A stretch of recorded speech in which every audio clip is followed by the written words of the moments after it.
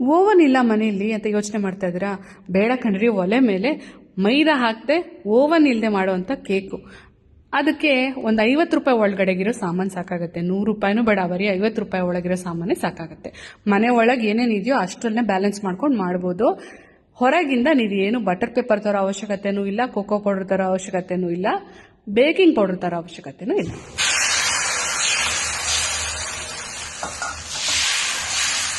ನಮಸ್ತೆ, welcome to Shivamogga kitchen. ತುಂಬಾ ಈಸಿಯಾಗಿ ರವೆ ಒಳಗೊಂದು ಕೇಕ್ ಮಾಡ್ಬೋದು. ಅದು ಹೇಗೆ ಮಾಡೋದು ಅಂತ ತೋರಿಸ್ತೀನಿ.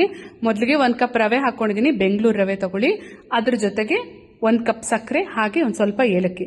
ಬೆಂಗಳೂರು ರವೆ ಅಥವಾ ಬಾಂಬೆ ರವೆ, ನಾವಿಲ್ಲಿ ಬೆಂಗಳೂರು ರವೆ ಅಂತ ಹೇಳ್ತೀವಿ. ಅದೆಷ್ಟನ್ನು ನೈಸಾಗಿ ಪೌಡ್ರ್ ಮಾಡ್ಕೊಂಬರೋಣ. ನಾನು ಒಂದು ಹಳೆ ಕಡಾಯಿ ಒಳಗಡೆಗೆ ಕಲ್ಲುಪ್ಪು ಹಾಕಿ ಕಾಯಕ್ಕೆ ಇಟ್ಕೊಂಡಿದ್ದೀನಿ.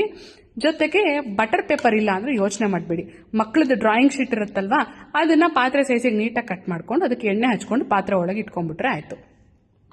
ಈಗ ಒಂದು ಪಾತ್ರೆಯಲ್ಲಿ ಒಂದು 4 ಹನಿ ವೆನಿಲಾ ಎಸೆನ್ಸ್ ಹಾಕ್ಕೊಂಡಿದ್ದೀನಿ. ಅದು ಆಪ್ಷನಲ್, ಬೇಕಾದರೆ ಹಾಕ್ಕೊಳ್ಳಿ, ಇಲ್ಲದೆ ಇದ್ರೆ ಏಲಕ್ಕಿ ಹಾಕಿದ್ದೀವಿ, ಅದ್ರ ಘಮ ಸಾಕಾಗುತ್ತೆ.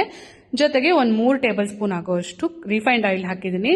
ಯಾವ ಕಪ್ಪಲ್ಲಿ ರವೆ ತೊಗೊಂಡಿದ್ದೀವಲ್ಲ ಅದೇ ಕಪ್ ಅಳತೆಯಲ್ಲಿ ಅರ್ಧ ಕಪ್ ಮೊಸರು ಹಾಕಿದ್ದೀನಿ. ಇದಕ್ಕೆ ನಾವು ಪೌಡ್ರ್ ಮಾಡ್ಕೊಂಡಿದ್ದನ್ನು ಹಾಕ್ಕೊಳ್ಳೋಣ. ಜೊತೆಗೆ 1 ಸ್ಪೂನ್ ಈನೋ ಇಲ್ಲ ಅಂದರೆ ಒಂದು ಅರ್ಧ ಚಮಚ ಬೇಕಿಂಗ್ ಪೌಡರ್, ಅರ್ಧ ಚಮಚ ಬೇಕಿಂಗ್ ಸೋಡಾ ಹಾಕೊಬೋದು. 2 ಹಾಕೋ ಬದಲು ಈನೋ ಎಲ್ಲರ ಮನೇಲೂ ಇದ್ದೇ ಇರುತ್ತೆ, ಅದನ್ನು ಹಾಕೊಂಡ್ರು ಸಾಕಾಗುತ್ತೆ. ಅದನ್ನ ನೀಟಾಗಿ ಕಲಿಸಿದ್ದೀನಿ. ಜೊತೆಗೆ ಡ್ರೈ ಫ್ರೂಟ್ಸ್ ಚಾಪ್ ಮಾಡಿ ಇಟ್ಕೊಂಡಿದ್ದೀನಿ. ಅದರಲ್ಲಿ ಅರ್ಧನ ಹಿಟ್ಟು ಜೊತೆಗೆ ಸೇರಿಸ್ತಾ ಇದ್ದೀನಿ, ಇನ್ನರ್ಧ ಹಾಗೆ ಇಟ್ಕೊಂಡಿದ್ದೀನಿ. ಅದು ಹಿಟ್ಟಿನ ಮೇಲ್ಗಡೆಗೆ ಕೇಕ್ ಎಲ್ಲ ಹಾಕಿ ಆದ್ರ ಮೇಲೆ ಮೇಲ್ಗಡೆಗೆ ಡೆಕೋರೇಷನಿಗೆ ಹಾಕೋಣ ಅಂತ ಅಡಿ ಹಿಟ್ಟೆಲ್ಲ ಬಗ್ಸ್ದೆ. ಮೇಲ್ಗಡೆಯಿಂದ ಆ ಡ್ರೈ ಫ್ರೂಟ್ಸ್ನು ಮತ್ತೆ ಉದುರಿಸ್ಕೊಂಡು ನಾವು ಓವನ್ ಪ್ರೀ ಹೀಟ್ ಮಾಡೋಕ್ಕೆ ಹೆಂಗೆ ಇಟ್ಕೊಳ್ತಾರಲ್ಲ ಅದೇ ಥರ ಒಲೆನ ಹಾಗೆ ಮುಂಚೆನೇ ಉಪ್ಪು ಹಾಕಿ ಬಿಸಿ ಆಗಕ್ಕೆ ಇಟ್ಟಿದ್ದೀನಿ. ಆ ಒಲೆ ಒಳಗಡೆ ಇದನ್ನ ಇಟ್ಬಿಡೋಣ. ಒಂದು 4 ಸರಿ ಟ್ಯಾಪ್ ಮಾಡಿಬಿಟ್ರೆ ಏರ್ ಬಬಲ್ಸ್ ಏನಾದ್ರು ಇದ್ದರೆ ಅದು ಹೊಟ್ಟೋಗುತ್ತೆ, ನೀಟಾಗಿ ಕೇಕ್ ಸೆಟ್ಲ್ ಆಗುತ್ತೆ ಅಂತ. ಟ್ಯಾಪ್ ಮಾಡಿ ನೋಡಿ, ಹೀಗೆ ಹಳೇದು ಕಡಾಯಿ ಏನಾದ್ರು ಇರುತ್ತಲ್ವ ಅದರಲ್ಲಿ ಇಟ್ಟರೆ ಆಗುತ್ತೆ.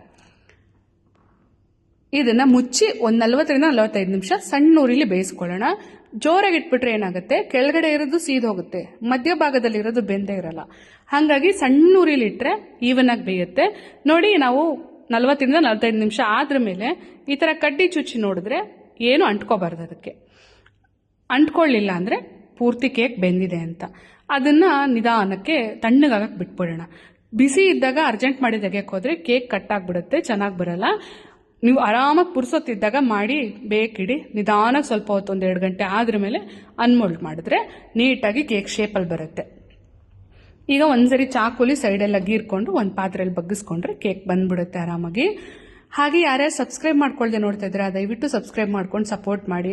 ನಿಮ್ಮ ಫ್ರೆಂಡ್ಸ್ ಆ್ಯಂಡ್ ಫ್ಯಾಮಿಲಿ ಜೊತೆಗೆ ಶೇರ್ ಮಾಡಿ. ಹೇಗಿದ್ರು ಕ್ರಿಸ್ಮಸ್ಸು, ನ್ಯೂ ಇಯರು ಎಲ್ಲ ಬಂತು. 800-1000 ರೂಪಾಯಿ ಕೊಟ್ಟು ಅಂಗಡಿಯಿಂದ ಕೇಕ್ ತರೋ ಬದಲು ಮನೇಲಿ ಆರಾಮಾಗಿ ಮಾಡ್ಕೊಂಡು ತಿನ್ನೋ ಥರದ್ದು ಕೇಕ್ ತೋರಿಸಿದ್ದೀನಿ.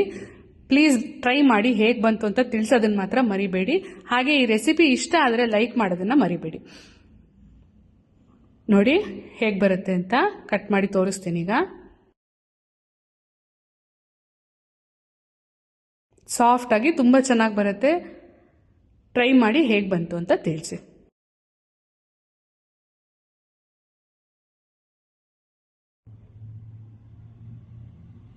Thank you.